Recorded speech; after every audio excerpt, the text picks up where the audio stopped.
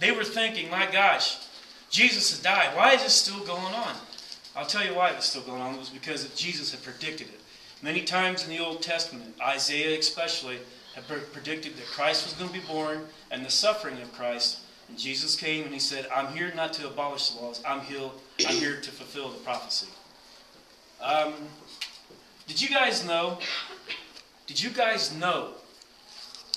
I said something about earlier about being Jesusfreak, like a badge of honor. Do you guys know if you go out and say I'm a Christian and people laugh at you and make fun of you, you are going to be honored for that? Did you guys know that? Oh, I see some heads like, what is that guy talking about? Well, if you go to Matthew chapter 5, verses 11 through 12, I read out of the NIV. Is that okay? Oh, yeah, that's fine. Okay. You probably have 5 different versions in here. And you guys like my Bible mark? Big men's? Yeah.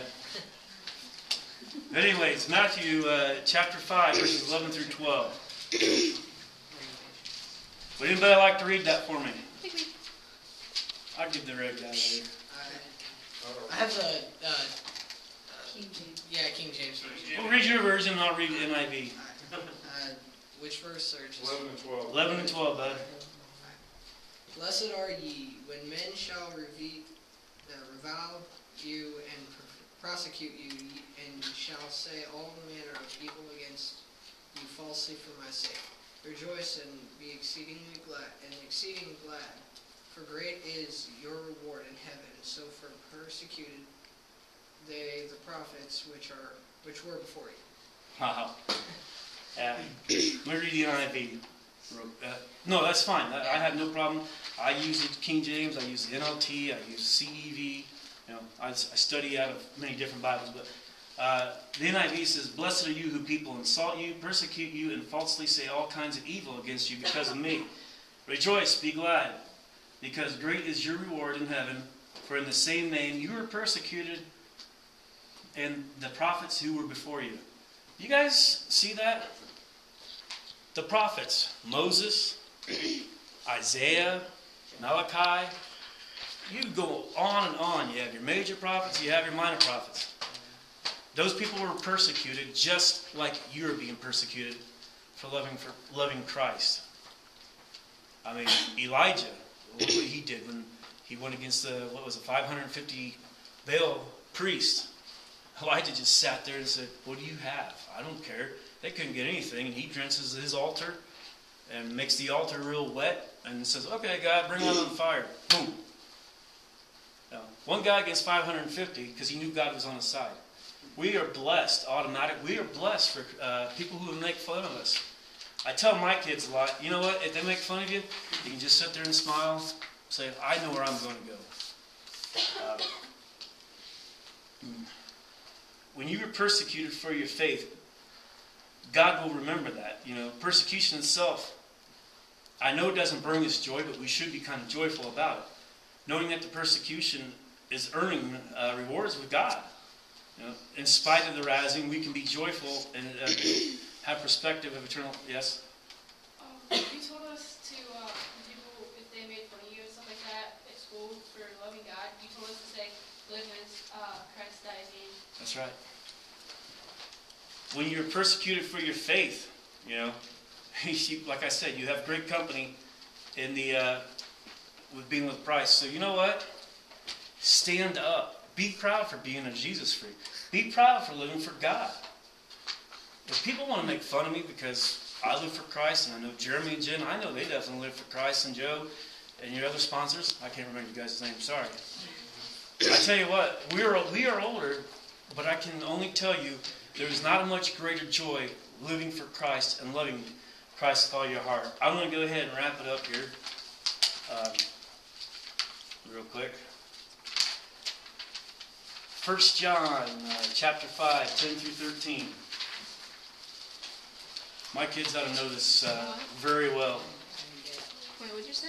1 John chapter 5, verses 10 through 13.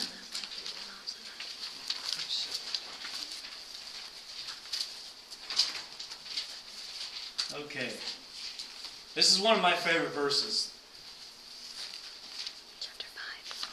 Anyone who believes in the Son of God has his testimony in his heart. Okay? That first verse is telling you, anyone who has the Son of God, you will have a testimony in your heart. Okay, verse 11 says, continuing in verse 10, anyone who does not believe God has made him out to be a liar, because he has not believed the testimony God has given about his Son, Jesus Christ. Verse 11, and this testimony is this. Now, listen to this next phrase here. God has given us eternal life, and the life is in the Son. Verse 12 is perhaps the most important verse for me in this. He who has the Son of life has life. He who has the Son of God, or has the Son, has life. He who does not have the Son of God does not have life. And John 13 says, I write these things to you who believe in the name of the Son of God, so that you may know that you have eternal life. Basically, 5:12 states it real good. You really love Christ? You have him in your heart. You have that passion to serve Jesus Christ with everything you have.